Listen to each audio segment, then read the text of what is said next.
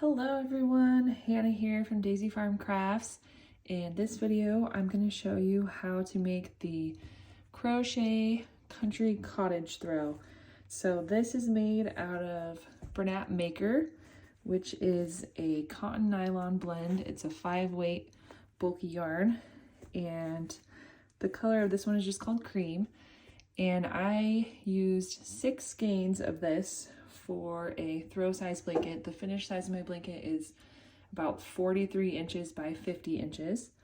And since I used such a dense stitch, I went up a hook size than the recommended label. I think the recommended is an 8mm and I used a 9mm. If you do have one of these Susan Bates or similar hooks that have this pointy end, I would definitely recommend it. Normally, I don't think the hook, super matters, but for this particular pattern, we're using this split half double crochet stitch, and it is a little tricky to get your hook in the right spot. So if you have one of these pointy hooks, I think it definitely helps. But you can also still definitely make it without one of these. But just my recommendation. And if you'd like the full written pattern that goes along with this video, you can find that at daisyfarmcrafts.com, and there is a link to that in the description of this video. All right, so to get started, you want to make a base chain that is a multiple of 4. So I'm just going to make a little swatch of 12. For my actual throw, I chained 120. So again, just want to do a multiple of 4. All right, so I'm going to start in the second chain from the hook, and the pattern for this is very simple. I'm just going to be working 3 half double slip stitches and then a half double crochet in the 4th stitch. And I'm going to do that every 4 stitches. I'm going to do 3 half double slip stitch, 1 half double crochet. So a half double slip stitch means I'm going to yarn over, insert my hook, yarn over and pull back through, and then pull directly through those 2 loops on my hook. Again, I'm going to yarn over, insert my hook, yarn over and pull up a loop, and then pull right through those 2 loops on my hook. This is also called yarn over slip stitch, and it's just like a regular slip stitch, but you're yarning over first and then working a slip stitch, so you just have an extra loop to pull through 2. So there's my 3 half double slip stitches. And now I'm going to just work a regular half double crochet in this 4th stitch. So I'm just going to yarn over, insert my hook, yarn over and pull up a loop, and then yarn over and pull through all 3 loops. So that's my half double crochet. And now I'm going to work 3 half double slip stitches, or a half double slip stitch in each of the next 3.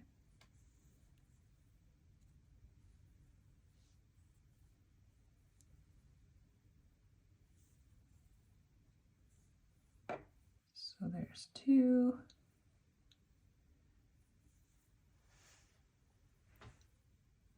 and there's 3, and now another half double crochet in this 4th stitch. So yarn over, insert my hook, yarn over and pull through 3, and then I'm going to end the row just with those 3 half double slip stitches.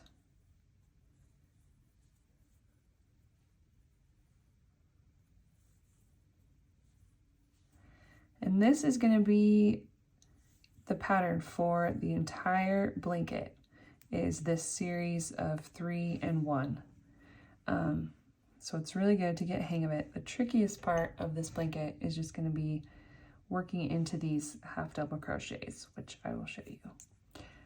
All right, so now we're still going to do 3 half double slip stitches, and normally you know, you'd probably do back loop or into the front, or sorry, underneath these top two, but we're actually going to work in this front bottom loop. So you're going to yarn over, insert your hook up through this front bottom loop, yarn over and pull through, and then yarn over, pull through 2 loops. And again into that front bottom loop. And this second row is probably the trickiest because we're just getting everything established. But once you get going, it gets easier to see where to insert everything. So the reason I'm doing front bottom loop is because it makes this really nice braid on the other side. So from now on, we're always going to be working in the front bottom loop for our half double slip stitch. And now we're going to do what I recently learned is called split half double crochet. I had never done this stitch before, and don't be frustrated if you can't get it on the first time. It is a little tricky to get the hang of, especially on this first row. Once you kind of get going, it gets a lot easier to know where to insert your hook because you're just kind of working in between the half double crochets. But this second row is definitely the hardest. So basically, you want to be working in this space right here. If you kind of use your fingers, because you want to be working right in the middle of the half double crochet on both sides. So that's the trickiest part, is making sure that it goes through on both sides. I do think having like a pointy hook like this helps, because then you can just yarn over and it kind of helps to just stick it in there. So, you know, you want to be in between these 2 posts, but also in between the 2 posts on the other side. So I'm going to insert my hook right here. Make sure, oopsie, make sure it's going through on the other side, and then work my half double crochet. So I would definitely recommend doing a practice swatch before you start on your actual blanket, just so you can get at the hang of this split half double crochet.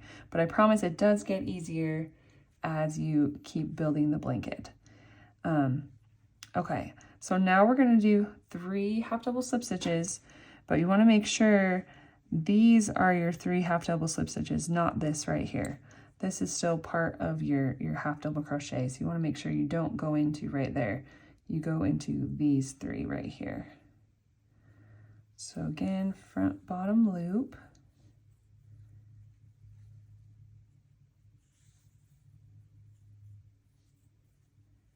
Three half double slip stitches,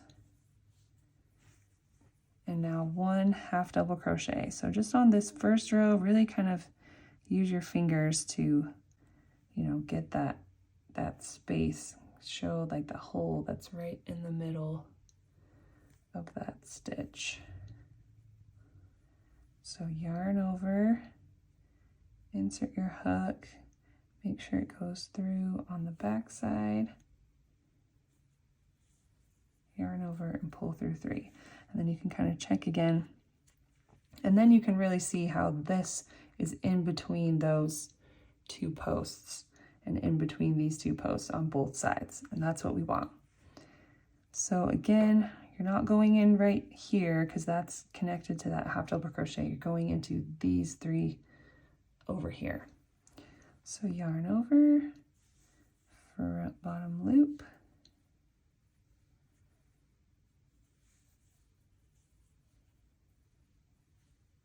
front bottom loop on this last one, and then I'm just going to chain 1 and turn. So you can already see the braids start to go across, and you can already see how cool this split double crochet is going to start making these vertical lines. So I'll just go ahead and show you one more row just so we can see that split half double crochet again. Whoops. So here's our 3 half double slip stitch.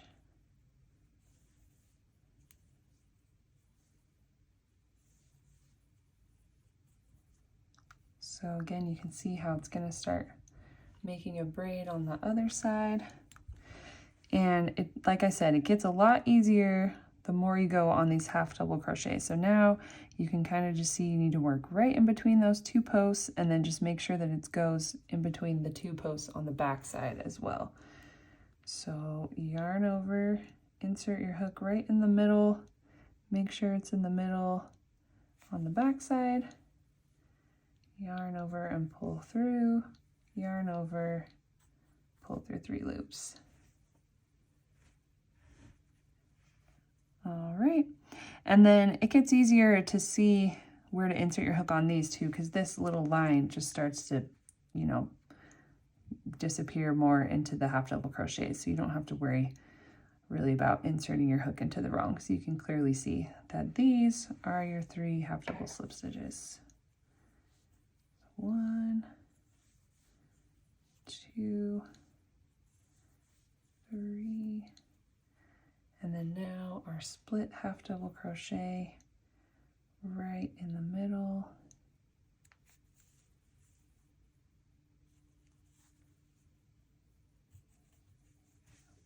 Oops. All right.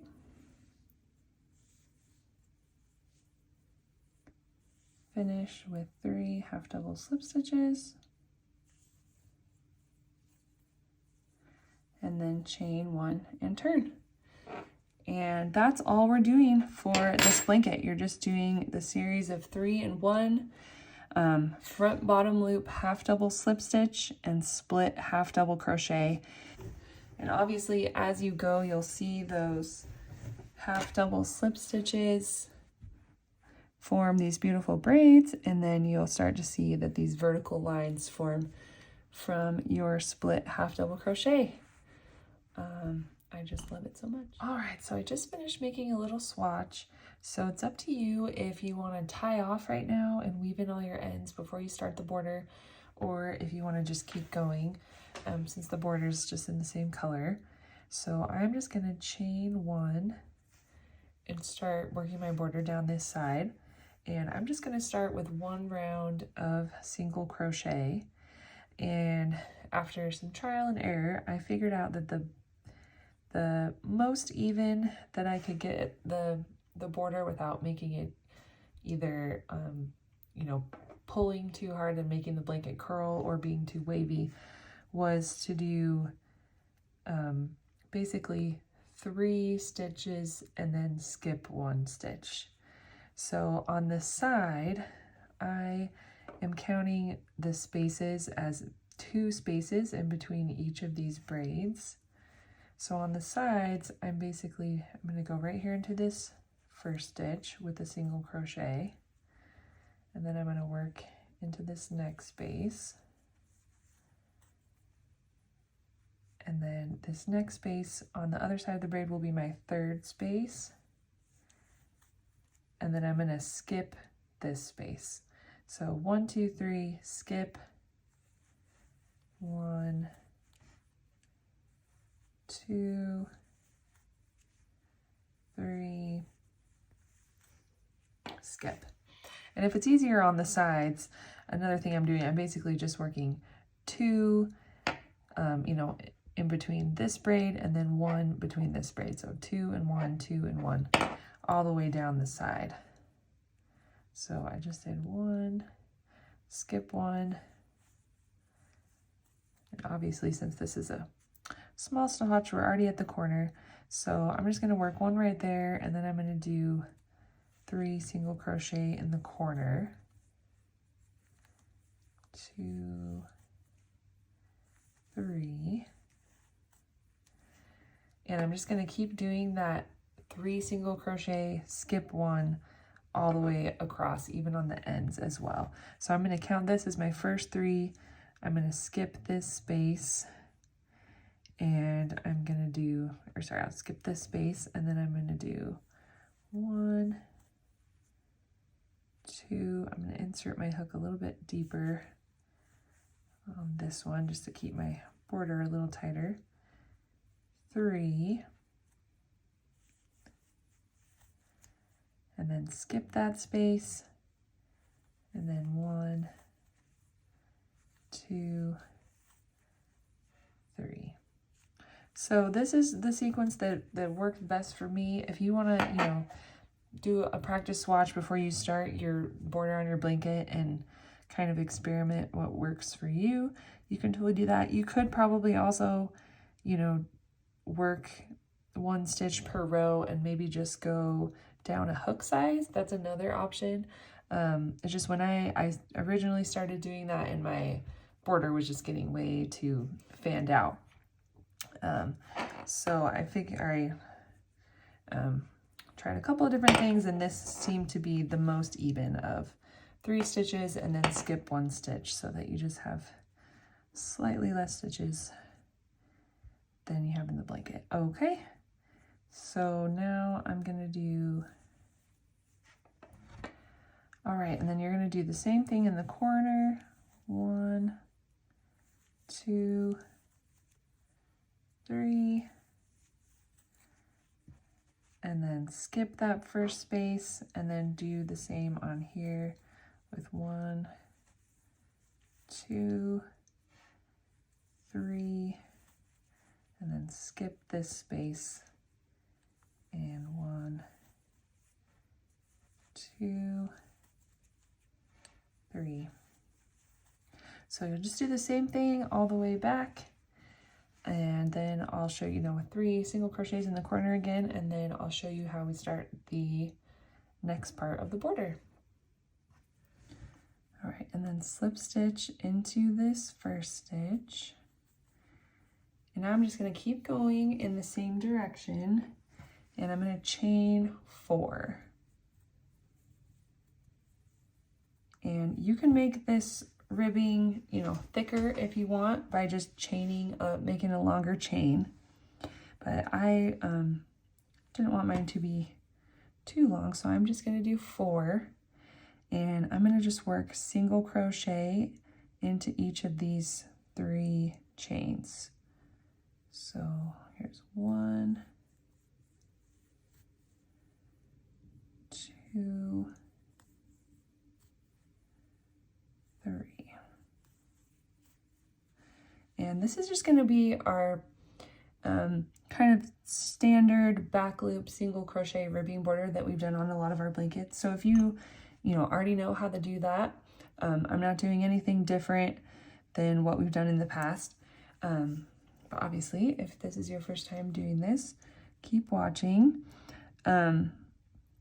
So I just worked my 3 single crochet, and now I'm going to slip stitch into the next 2 unworked stitches. So we've already worked into this one. We can see that that one's anchored right there. So we're going to work a slip stitch right here, and then another slip stitch. And I'm going to turn my work toward my left hand, like I'm turning a page in a book. And I'm going to skip over these first 2 slip stitches, and I'm going to work in the back loop of these single crochets and work 3 single crochets back up. So since I chained 4, we're always going to have 3 single crochets going up and down. So you'll always have 1 less than whatever you chain. Chain 1, turn it back toward my right hand. And again, from now on, we're always working in the back loop, into the back loop, back down, slip stitch into the next 2, 1, 2, turn our work again, skip these, back loop, single crochet back up the chain, and you're just going to keep doing this all the way down the side, and then I'll show you what we do when we get to the corner. All right, so I'm at the corner, so I just did my 2 slip stitches and I landed in the corner and worked back up. So now I'm doing my back loop single crochet, oops, going back down,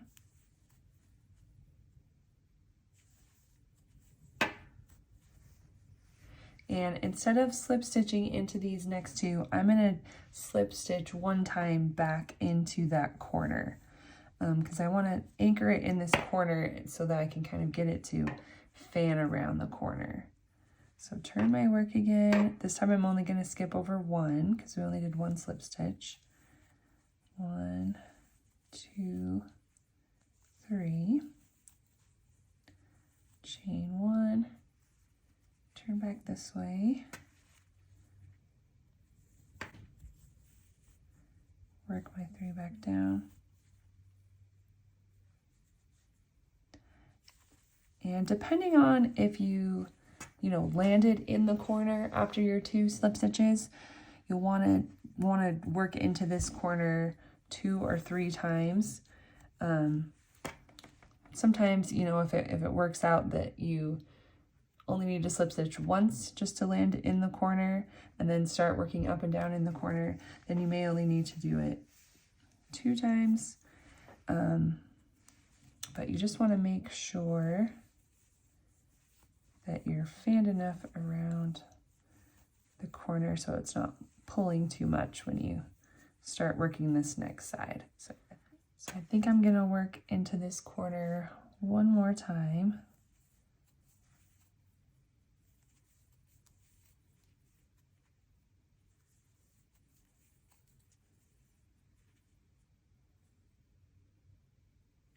Insert my hook one time into that corner space and slip stitch.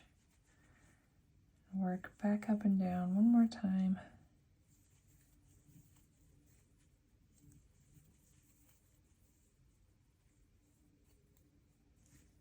And here's where you can just kind of pause and kind of just make sure it's looking like that corner is going around. Sometimes it can be hard to tell though until you start working the next side. So usually I'll start with working 3 in the corner and then start going across this side like we did before with slip stitching into the 2. Turn my work.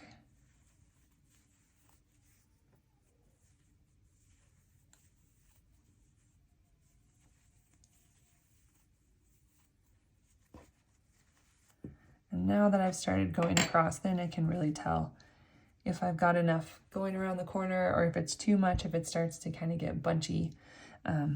Just kind of make sure it looks nice and even. So I think that looks pretty good. So probably we'll end up working 3 in each of the corners. So you're just going to keep working this side the same way that we did before with the slip stitching into the 2 and then going up and down, and work that corner the same way where you just work up and down in that corner 3 times.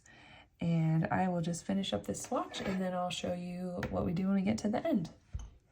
All right, so once you get back to the starting corner, I just worked, my 3 up and down stitches anchored into this last corner, but I'm stopping at the top of the 3rd one. And I'm just gonna tie off and leave myself a decently long tail.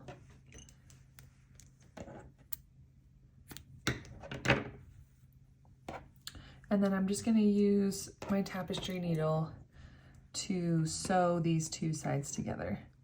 And you just want to do your best to line it up and sew through both sides to sew this together, and then you can just weave in all of your ends and you are finished.